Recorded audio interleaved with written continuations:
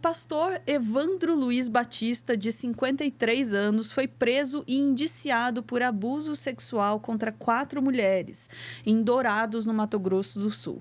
Durante esses encontros, ele falava em línguas estranhas em tom alto antes de iniciar os abusos. Apesar das testemunhas e denúncias, o pastor negou as acusações e disse que o ritual era realizado para cura espiritual. Vamos ouvir mais informações com a nossa Daiane Oliveira aqui no plantão.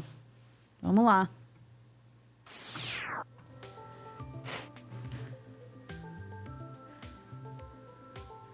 Já começamos com sangue fervendo, Daiane. Cura espiritual, né? Foi como está dito aqui na retranca do roteiro, Deus que mandou?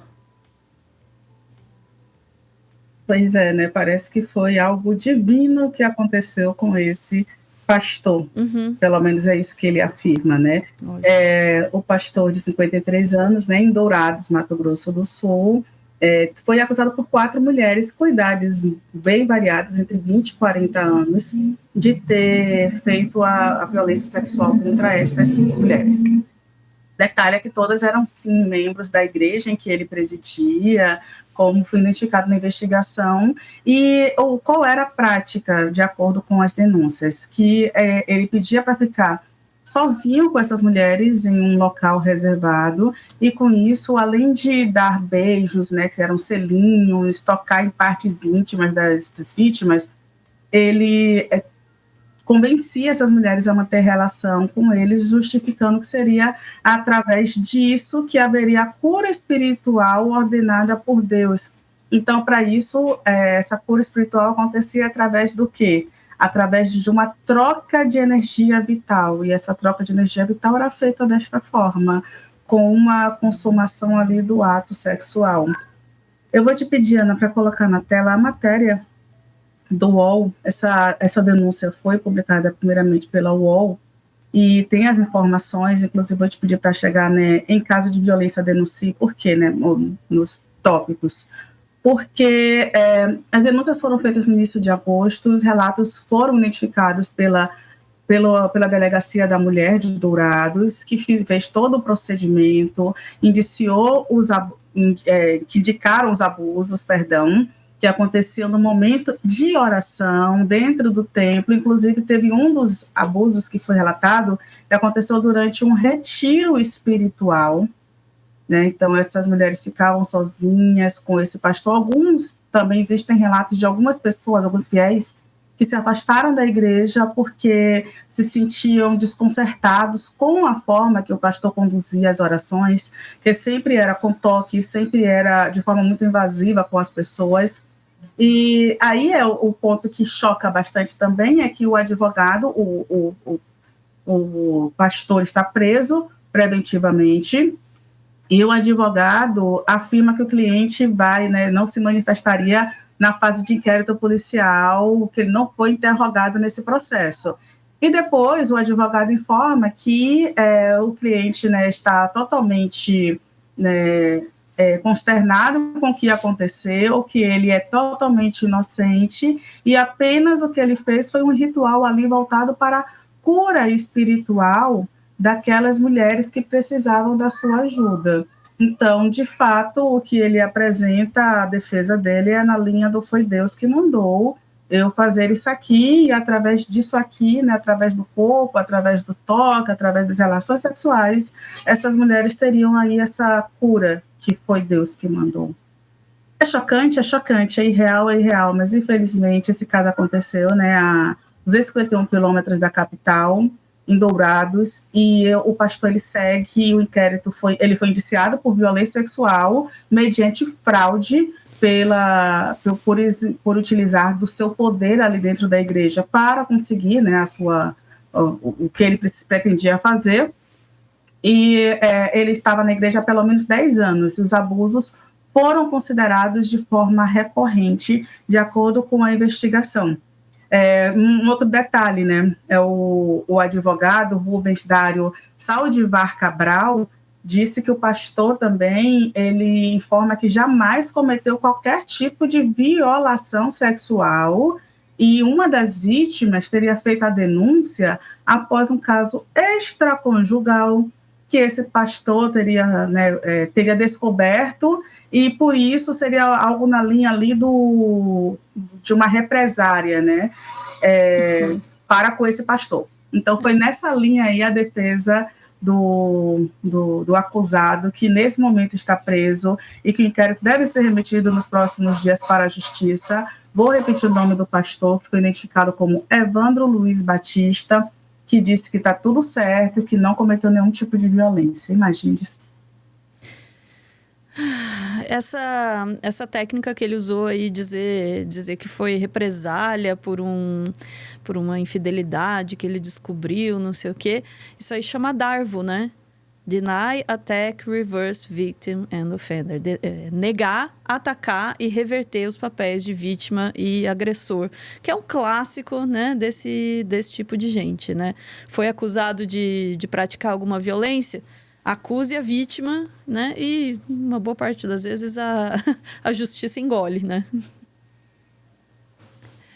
Não, é só dizer que é consensual, que está tudo certo, né? Que dá nisso. Agora sim, Ana, vou te pedir para colocar um vídeo que a gente já falou sobre ele, mas ele cabe perfeitamente para todas as vezes que alguém numa igreja, alguém em um momento religioso falar sobre violência, para a gente lembrar desse vídeo. Eu vou pedir também desculpas ao chat, tem um alerta de gatilho, porque esse religioso, ele diz que as crianças também são, de certa forma, culpadas quando existem casos de violência sexual. Vamos lá. E eu disse que existem situações que, quando acontece um abuso de uma criança, a criança é também culpada, porque ela deu lugar. Mas olha só, isso é uma exceção, mas está dentro destes acontecimentos. Crianças também têm culpa, têm participação, mas não todos os casos. Eu quero deixar isso bem claro. A responsabilidade começa com a mãe, com o pai e depois. Agora, se você sofreu isso... Com a mãe, é sempre a culpa da mãe também, né? Se não for da criança, é da mãe. Bom, mesmo que você tenha certeza que você foi culpada de isso acontecer, você tem que entender que o nosso passado está debaixo do sangue. O nosso passado está debaixo do sangue. Inclusive, ele culpa as mães, né, as mulheres que foram vítimas de violência pelas violências sofridas pelos filhos, tá? É exatamente isso que aconteceu neste caso aí. É um pastor, é o Jonas Felício Pimentel, que era líder da igreja evangélica Tabernáculo da Fé de Goiânia, inclusive uma igreja que tinha anteriormente uma denúncia de violência sexual contra fiéis, também um outro líder religioso. E é isso, né? Esse trecho aconteceu numa passagem ali sobre um caso de uma criança de 5 anos que foi abusada sexualmente pelos primos, e aí ele afirmou que os pais não deveriam deixar os filhos dormirem na casa dos outros, nem mesmo em parentes, a fim de evitar essas violências. Detalhe, 2 primos, sabe, dentro de casa. E por que a gente traz esse caso, né? Porque, às vezes, dentro da igreja, dentro, né, da própria casa, da própria família, acontecem violências como essa.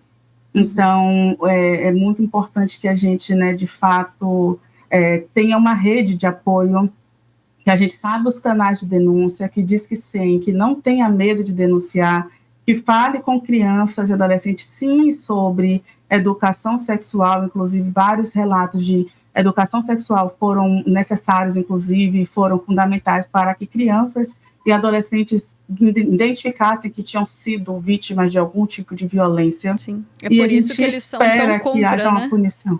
É por isso que eles são tão contra a educação sexual, né? Exatamente. Inclusive, teve também no Rio de Janeiro um caso de um pastor que era o responsável por educação sexual para crianças, para adolescentes, na verdade. Esse pastor foi também acusado de abuso contra adolescentes, né? Então, crianças também, se eu não me engano, chama de 13 anos e adolescentes. Então, é isso, né? Infelizmente, é uma realidade no nosso país, então a gente precisa, sim, ter cuidado com esses líderes religiosos, com esses discursos que a gente ouve no meio religioso e conversar sempre com crianças e adolescentes, lembrar os canais de denúncias, né? Disque 100, Delegacia da Mulher, Delegacia do Menor, né? Então, é importante que a gente tenha esses canais. Muito bom, Dai. Eu acho que é super importante a gente lembrar da necessidade da denúncia, não apenas para quem está sofrendo, porque isso a gente não pode nem exigir da pessoa, né? Porque muito difícil, mas também para aqueles que sabem de abusos e violências contra mulheres, contra crianças especialmente, e ficam em silêncio. E além disso, eu tenho pensado muito nisso, sabe, Dai? A gente enfatiza muito a necessidade da denúncia, e ela é necessária, absolutamente. Os canais de denúncia precisam existir, mas a gente precisa ir além disso. Tem duas coisas que está faltando acontecer. A primeira é, quando uma denúncia é recebida, o que acontece com ela? Ela vira estatística? Ou alguma coisa muda a partir dessa denúncia? E aí o segundo ponto é, outra coisa que precisa acontecer é a gente começar a acreditar que essas coisas acontecem. 1 em cada 4 crianças é vítima de abuso no Brasil. 1 em cada 4 crianças. Você sai na rua, você olha para uma criança e você saiba que 1 em cada 4 crianças é vítima de abuso. Quando essa criança vem a público dizer que foi abusada pelo pai, pelo padrasto, pelos primos, por aquele tio amigão, por aquela pessoa conhecida que é bem querida na sociedade, pelo pastor, pelo professor, quem é que acredita nessa criança? Ou quem prefere fechar os olhos e dizer, não está acontecendo, isso não pode ser verdade? Todo mundo conhece alguém que já foi abusado. Você conhece um abusador? Fica aí a pergunta para todo mundo também. A gente está disposto a enfrentar quando a denúncia vem? A gente está disposto a encarar a realidade? Sem isso, não adianta a denúncia. Né? E o Samuca está lembrando aqui no chat, né? E com certeza subnotificado ainda. Exatamente. Então, a gente tem que começar esse trabalho na gente mesmo. Em todo mundo. Não é o trabalho do combate à violência. Isso é por óbvio. Mas o trabalho também de entender que as pessoas que a gente conhece podem ter sido abusadas. E as pessoas que a gente conhece podem ter sido e são abusadores.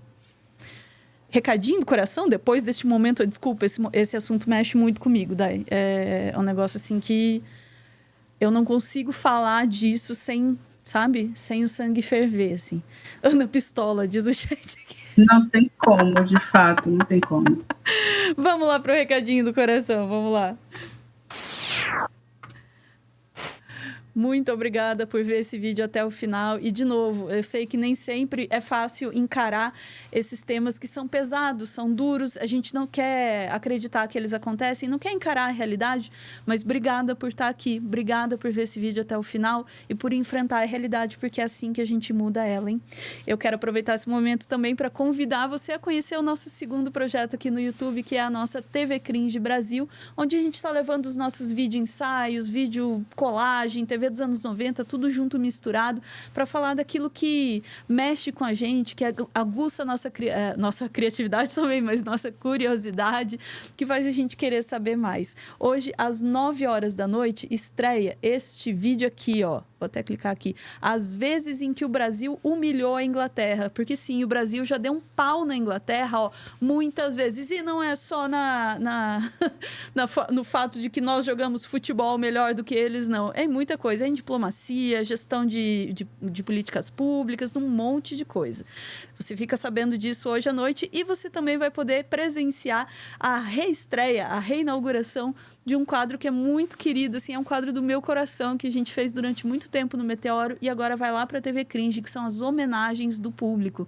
Então, se você quiser mandar um recadinho do coração, um recadinho de amor para deixar o mundo um pouquinho mais feliz, Veja lá o nosso vídeo hoje às 9 horas da noite e fica ligado na programação da TV Cringe, porque em breve a gente vai ter novidades. Vem aí, vem indo, hein?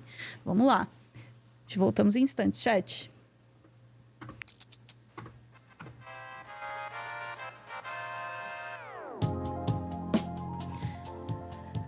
Denuncie, mas também apoie quem denuncia.